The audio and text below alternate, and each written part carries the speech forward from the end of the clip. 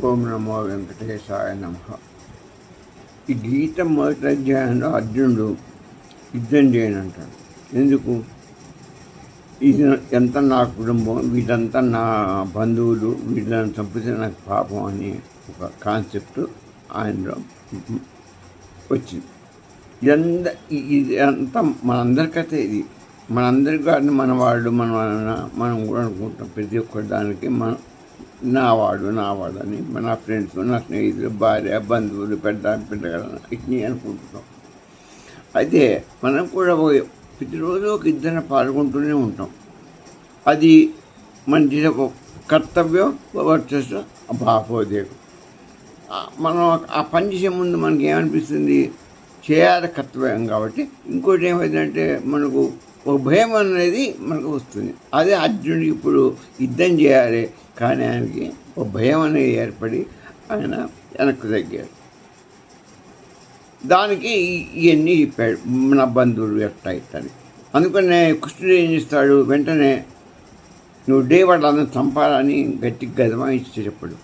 ఆయన్ని మన మనసుని తట్టి లేపి నువ్వు ఆయనకు జ్ఞానబోధ చేయడం మొదలుపెట్టాడు. ఏమని? నువ్వు శరీరం కాదు, చంపేది నీవు కాదు, చనిపోయే వాళ్ళు కాదు, నువ్వు చంపవు, వాళ్ళు చచ్చిపోయేవాడు కాదు. మరి ఏంటి అంటే ఎంత గీత మనకు బయట శత్రువుని చంపటం నడపదు, మన లోపని ఉన్నటువంటి భ్రమని బంధాన్ని తెంచుకోవటం నేర్పుతుంది.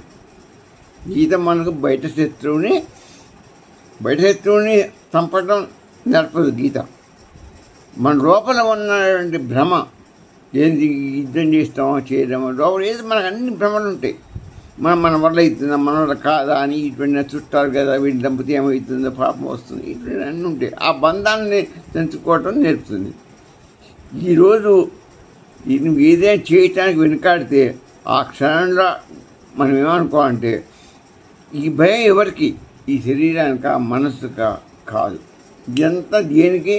నాలో ఉన్న నేను, ఆధ్యాత్మికంగా ఉన్న నేను అనేదానికి ఏ భయం లేదు. ఈ శరీరానికి ఈ భయం అంతా. ఆత్మ చైతన్యానికి, ఆత్మకి ఏ భయం లేదు. అది పరబ్రహ్మ చైతన్యం కాబట్టి. ఈ భయం అంతా దేనికి? ఈ స్థూల శరీరానికి భయం. నువ్వు దీన్నే నేను అనుకోబట్టి నీకు ఈ భయం. నువ్వు నేను అనే దాని మీద పోతే నీకు ఆత్మే నేను, ఆ పరబ్రహ్మ స్వరూపాన్ని నేను అని నువ్వు తలుచుకున్న రోజున ఇదంతా నీకు రాదు. ఆ జ్ఞానం, ఆత్మజ్ఞానం కలిగిన రోజు నీకు